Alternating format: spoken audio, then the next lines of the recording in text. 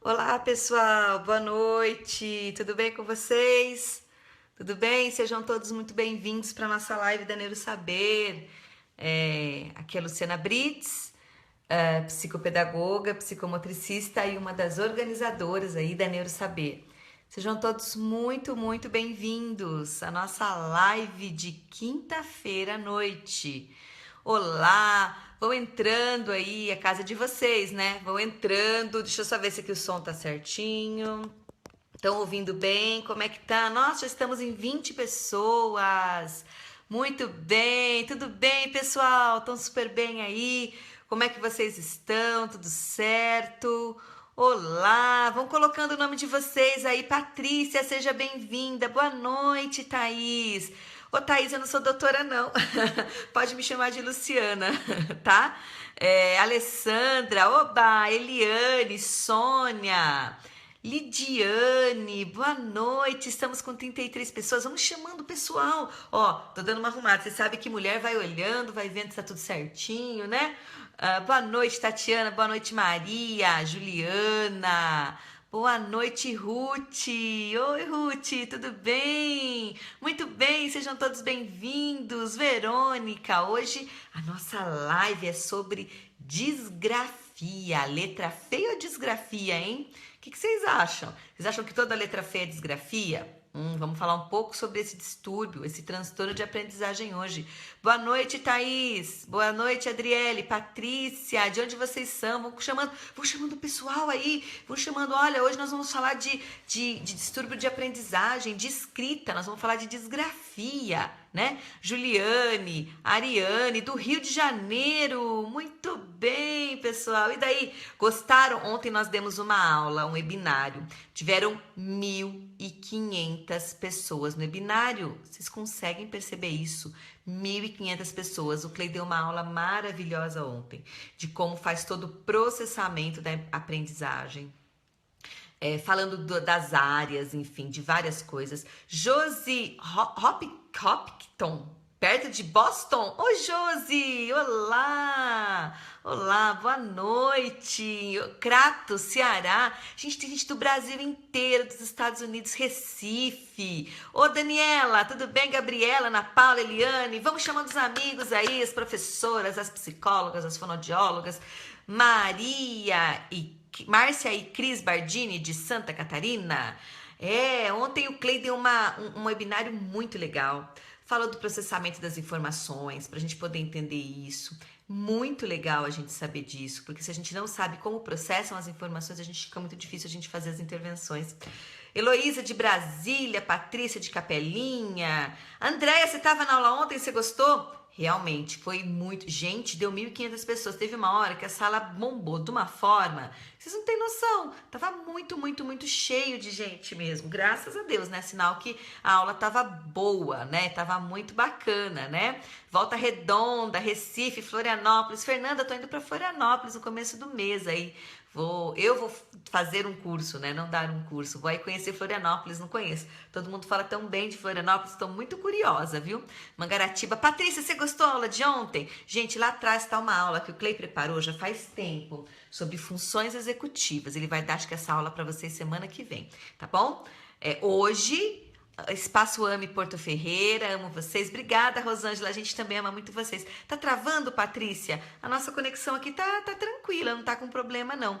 Caçador, Santa Catarina, Araucária, Paraná. Professor estudando neuropsicopedagogia, mora em Campo Belo, Minas Gerais, Ribeirão Preto. Sejam todos bem-vindos. Natal é lindo. Conheci Natal há 16 anos atrás. Minha lua de mel foi em Natal. Viu, Virgínia? Muito linda aí a sua cidade. Que bacana, gente. Obrigada pela presença de vocês hoje na nossa live. Espaço Ame de Porto Ferreira, manda um beijo. Beijo pra vocês, beijo pra vocês. Hoje, como a gente está fazendo a jornada, nós fizemos a jornada semana passada, abrimos para o nosso programa de neuroaprendizagem, neurosaber, não sei se vocês estão sabendo, muitas pessoas viam as lives, viam as nossas, né, os nossos conteúdos e falavam, mas a gente quer aprender isso, a gente quer... Então nós acabamos organizando um programa aí de aperfeiçoamento em neuroaprendizagem, A gente tá, acho que com pouquíssimas vagas, né? Se não fechar hoje, provavelmente amanhã, com certeza, a gente vai encerrar todas as inscrições, porque realmente foi uma loucura e a gente tá muito feliz. E nós vamos estar, e eu vou estar falando, como a gente está falando da jornada, nós vamos estar falando um pouquinho hoje de disgrafia, tudo bem? E letra feia. Por que eu vou estar falando um pouco disso? Não sei se vocês sabem, eu sou psicomotricista. E a psicomotricidade, ela trabalha com todos os aspectos, né? Os emocionais, cognitivos, os motores. Deu uma travadinha. Então, nós vamos falar o que hoje? Nós vamos falar sobre disgrafia, sobre letra feia. Por quê? Gente, vocês percebem como hoje em dia as crianças estão com uma letra cursiva ruim? Será que é só aqui onde eu trabalho? Será que é aqui onde eu moro? Aí, conta aí pra mim, aí, na cidade de vocês, na clínica, na escola. As letras das crianças estão ruins, não estão? Faz um joinha pra falar pra mim se é só aqui na minha cidade que as crianças têm problema de coordenação motora. Acho que não, né? Acho que problema de coordenação motora e grafia, faz um joinha aí pra eu saber. Verdade. Nossa, tá cheio, ficou tudo azul aqui, gente. Realmente, né? A gente, infelizmente, a nossa escola, ela tem dado pouca importância nos programas pedagógicos de estimulação à questão de coordenação motora e à letra. Quando eu falo nisso, as pessoas costumam falar assim, nossa, mas isso é mecanicista, isso é uma educação tradicional. Não, isso não é uma educação tradicional. Uma boa coordenação motora, ela é fundamental para o desenvolvimento da escrita. E a escrita, ela tem que ser legível. Por quê? Porque a gente escreve para a gente? Não. Nós escrevemos para os outros. Então, a escola precisa, sim, trabalhar os aspectos de coordenação motora. Meu aluno do terceiro ano tem a letra praticamente legível. E aí, muitas vezes, a gente vem com um conceito que a criança tem que ser letrada, que tem que ter o conceito da coisa. Perfeito, mas posso fazer uma pergunta? Adianta ela ter conteúdo e não saber organizar esse conteúdo num processo de uma letra cursiva adequada e organizada? Vocês sabiam que, por exemplo, uma das fases da OAB, que é aquele exame que vê lá a validação dos diplomas, é uma redação? Adianta a pessoa ter tanto conhecimento e chegar lá no exame da OAB, escrever feio, o que vai acontecer? Ele não vai conseguir entrar em exames. No próprio Enem, no próprio vestibular. Então, vocês estão entendendo a importância que é uma boa coordenação motora e uma boa letra? Isso não é ser educação tradicional, não. Isso é você aproveitar o potencial do aluno. É muito complicado quando a gente fala assim, só isso que funciona, só isso que não.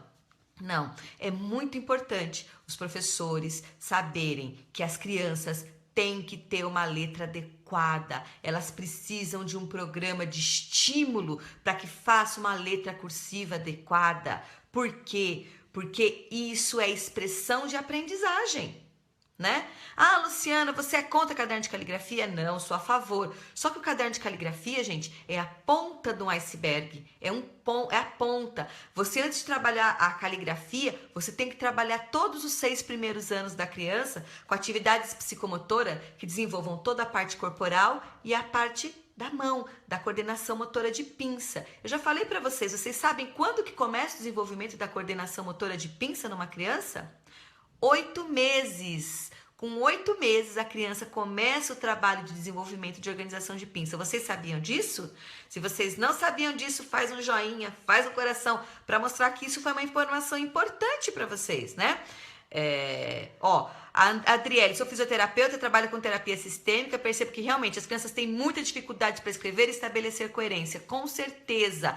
Por quê? A habilidade de escrita, gente, é uma das habilidades mais que exigem mais dos aspectos cognitivos e motores, são coordenação motor fina, enfim. O que você acha de professores quererem ensinar a letra cursiva a todo custo? Simone, a letra cursiva, ela é o resultado de um bom trabalho psicomotor. A letra cursiva, ela é importante sim, e ela tem idade para ser desenvolvida e ela tem idade para ser estimulada. Segundo o Dr. Vitor da Fonseca, a criança, ela tem as habilidades de letra cursiva ali desenvolvidas por volta dos 6, 7 anos. Se a gente fizer um bom trabalho de coordenação motora com essa criança, lá, desde pequenininha, pegando coisas, pegando massinha, rasgando papel, brincando, engatinhando, ela vai ter todo o desenvolvimento motor dela preparado para uma pega, para uma letra cursiva muito adequada, ok? Então, isso é muito importante para a gente estar pensando, né? Porque às vezes vocês acham que toda letra feia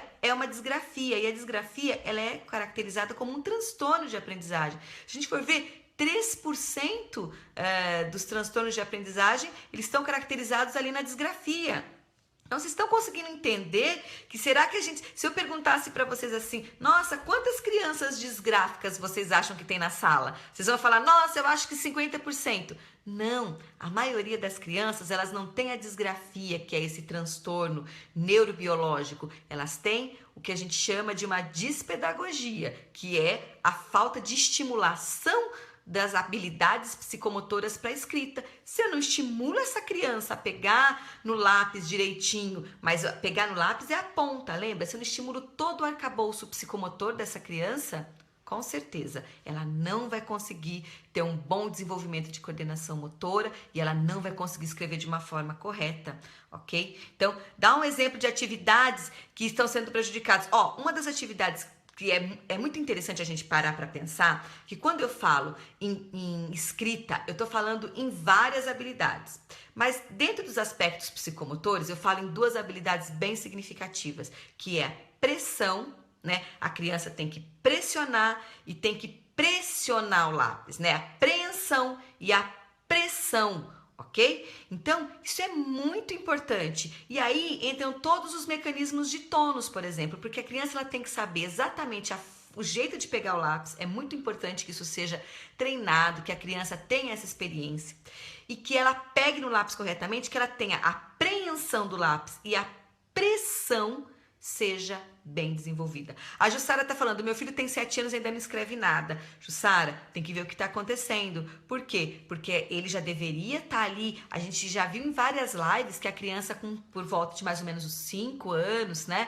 6 anos, já tem que estar conhecendo todas as letras, enfim. Você não precisa ter uma escrita perfeita, mas você já tem que estar esboçando, sim, algumas habilidades mais elaboradas de escrita com 7 anos, sim, tá bom? Isso é muito importante. Meu filho com 5 anos tem TDAH e tem problema de coordenação motora? Com certeza. Crianças com TDAH, elas costumam ter muita comorbidade motora associada. Por quê? Porque uma das coisas da TDAH não é esse controle motor, né? Ele parar, ele se controlar. Então, óbvio que todas as habilidades que exigem o que a gente chama de freio inibitório dentro das habilidades de psicomotricidade, elas vão estar alteradas, né? Então, o TDAH, ele costuma cursar sempre com muitas alterações motoras. Então, vocês estão entendendo a postura? Maria Mota, sim, você tem que ter a postura para escrever, a questão de você ter cadeiras adequadas, né? São tantas coisas importantes, né? Que são importantes mesmo para as crianças aprender a escrever. E aí, muitas vezes a gente fala assim, não, escrita é uma coisa natural da criança. Não, a escrita ela tem que ser ensinada, ela tem que ser feito esse trabalho de muito cuidado.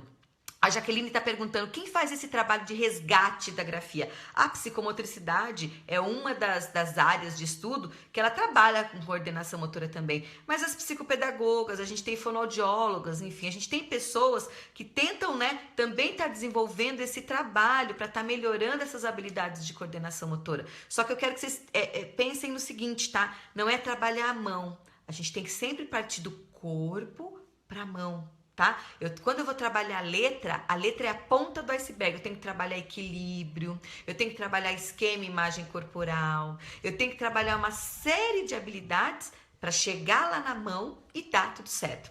Eu vou dar uma dica para vocês, que é uma atividade que eu sempre, quando eu dou formação, oficinas, que eu sempre dou essa atividade para trabalhar justamente a pressão e a punção.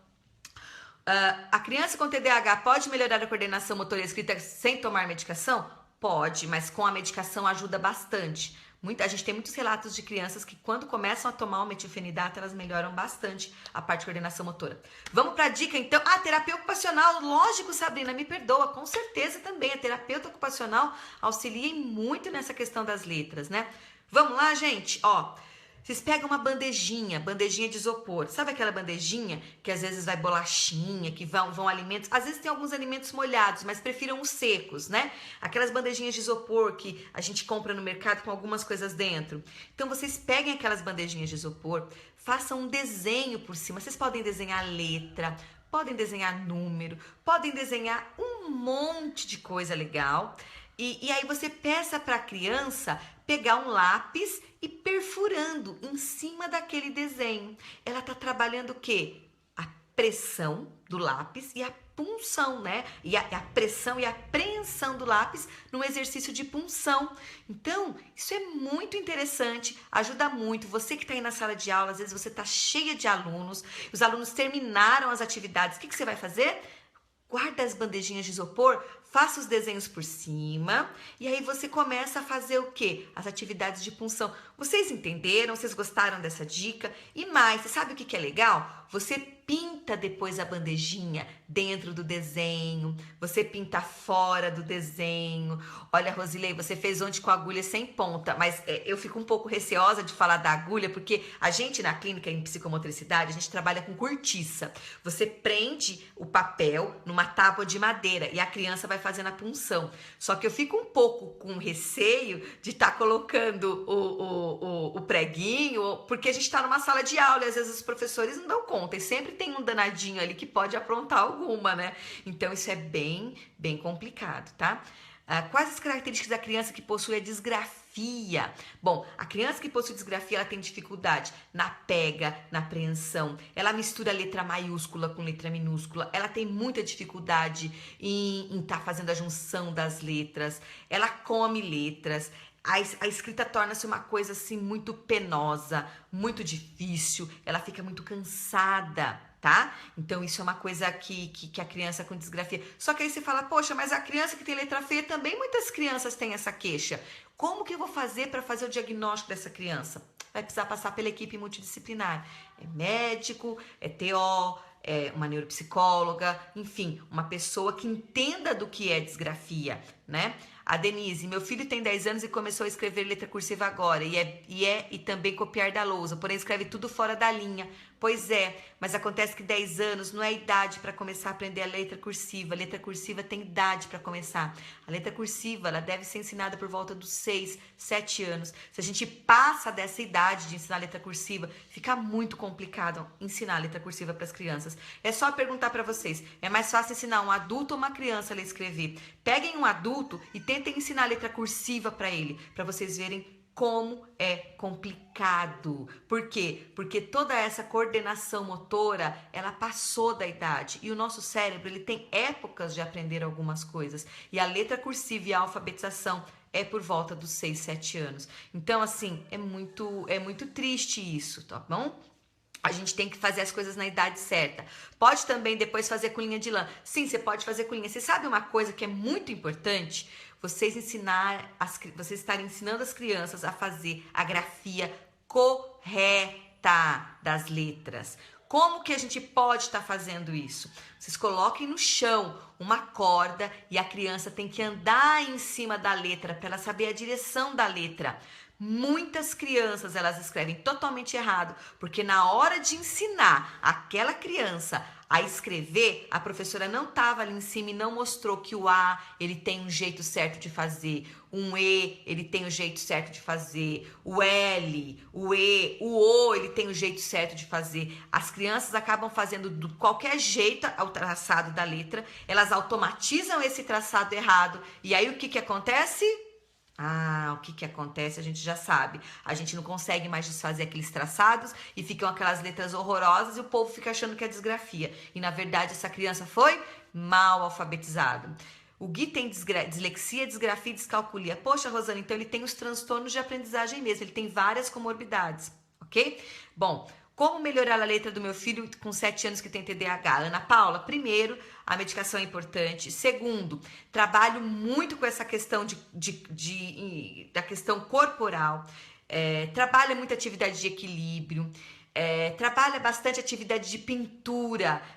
Compra aqueles desenhos grandes, pede para ele pintar com tinta. Por quê? Porque a tinta, eu faço esse movimento de pulso. ok? Eu primeiro preciso trabalhar bastante pulso, para depois trabalhar a mão, para depois trabalhar dedinhos, ok? Então, é bem importante. Lu, estou fazendo certo ou errado trabalhando a escrita com crianças de 5 anos? Você pode trabalhar a letra caixa alta, enfim, mas a partir dos 6, 7 anos, se a criança for bem trabalhada, ela vai para cursiva. Gente, não tenham medo de trabalhar a letra cursiva. A letra cursiva, ela é importante, ela é necessária, mas mais do que isso, é necessário um trabalho sério do professor lá de 6, 7 anos. Ele precisa ficar em cima dessa criança para estar ensinando, para estar dando esse respaldo. Letra, ensinar letra não é bobagem, não é intuitivo, não pode fazer de qualquer jeito. A criança tem que saber o passo a passo, ela é necessária e você, professor, você, pai, é o mediador desse processo. Vocês precisam auxiliar as crianças nesse sentido,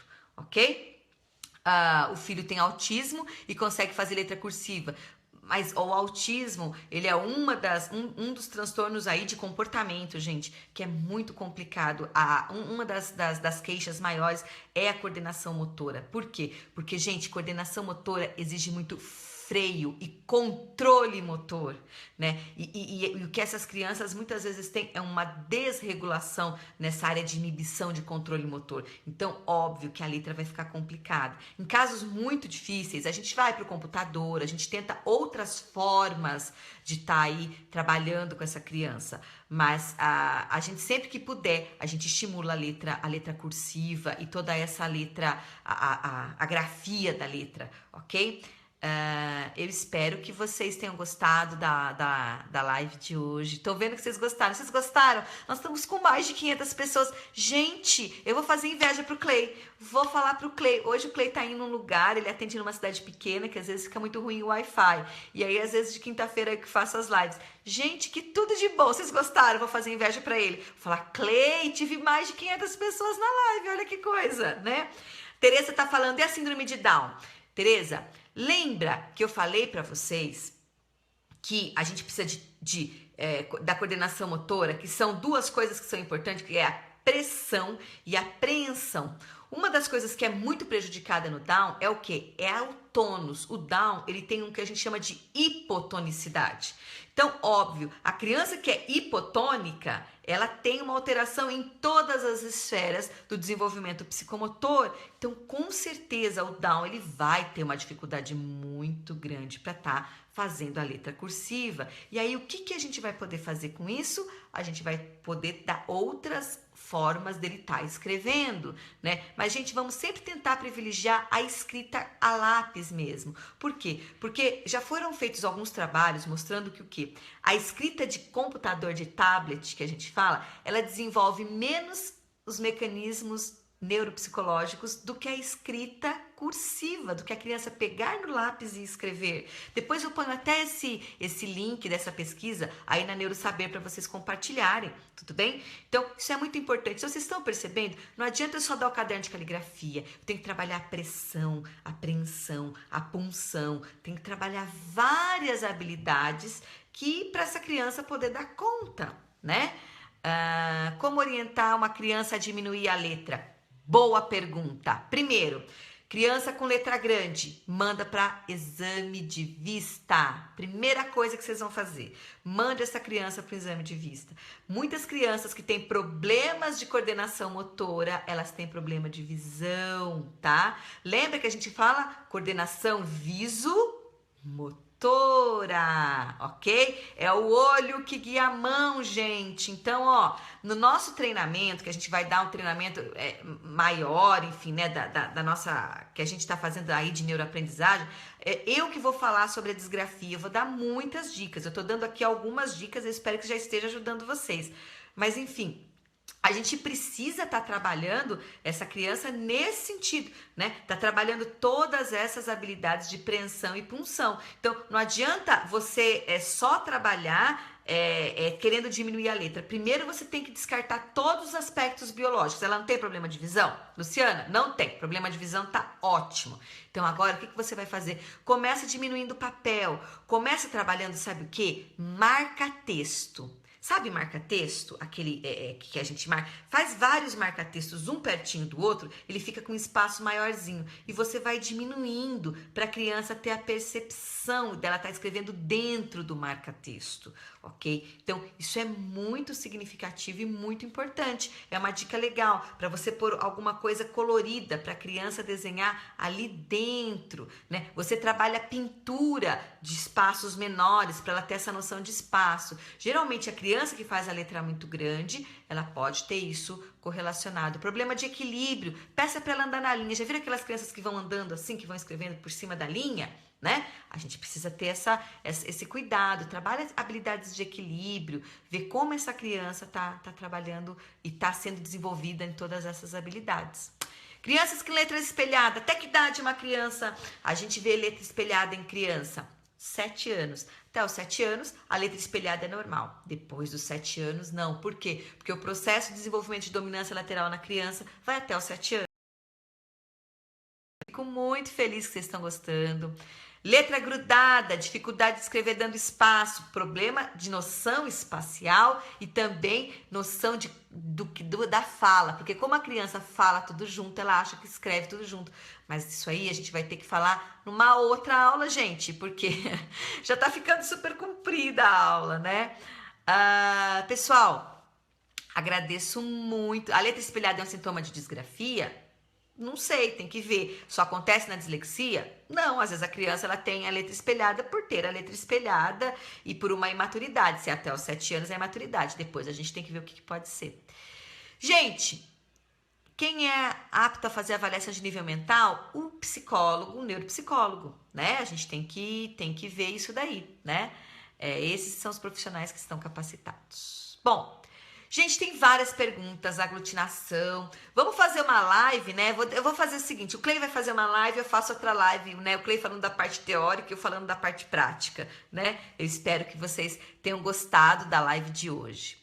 Eu fico muito feliz, tá todo mundo gostando muito. A gente tá tendo muitas perguntas, o pessoal tá muito animado e muito feliz que a gente puder realmente fazer para estar ajudando e para estar colaborando aí, né, nas dicas de vocês.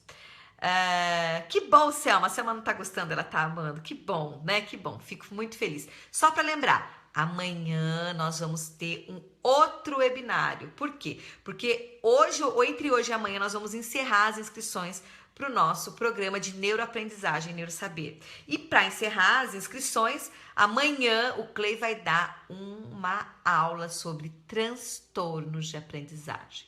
Vai falar um pouquinho de cada coisa, dislexia, disgrafia, descalculia, amanhã às 9 da noite. Então, amanhã de manhã nós vamos mandar um e-mail para vocês que estão cadastrados. Se vocês não receberem o e-mail, vocês vão entrar aí na página da Neurosaber, nós vamos pôr o link também na Neurosaber. Vocês se cadastrem para vocês estarem recebendo o acesso à sala de aula lá do webinário. Ontem tivemos 1.500 pessoas, então a gente está indo para um lugar que a conexão ainda seja maior para a gente poder receber mais pessoas. Espalhem tudo isso, porque amanhã o Clay vai estar dando essa aula maravilhosa sobre transtornos de aprendizagem. Vamos falar um pouquinho dos transtornos. Tudo bem, gente? Que bom que vocês querem, que bom. Espero que vocês tenham gostado da aula de hoje. Gostaram? Façam um joinha, dá um coração. Que bom, que bom, que bom, que bom. E o que vocês vão fazer quando a gente acabar com essa live agora? O que a gente vai fazer? Nós vamos compartilhar. Nós estamos com 418 pessoas. Se cada um compartilhar, nós estamos com 800 pessoas que vão ter acesso a esse conhecimento, não é verdade? Nós vamos ter gente do Brasil e do mundo tendo acesso a esse conhecimento que vocês estão tendo conhecimento. Vocês ficam muito felizes da gente estar dando conhecimento, mas cada vez que vocês compartilham esse vídeo, vocês estão sendo autoras e vocês estão ajudando nesse compartilhar de conhecimentos. Se não fossem vocês, a gente não estaria aqui, ok? Tá bom? Gente, muito obrigada. Deus abençoe vocês. Uma boa noite e até amanhã com o webinário do Clay, hein? Vocês sabem que ele quando começa a falar, ele não para, né? Outra coisa, o webinário amanhã não vai ter repeteco. Vai ser ao vivo, a cores e vai ser só amanhã. Não vai ter como deixar gravado. Tudo bem? Então, gente, um abraço, Deus abençoe. Boa noite para vocês, viu? Até!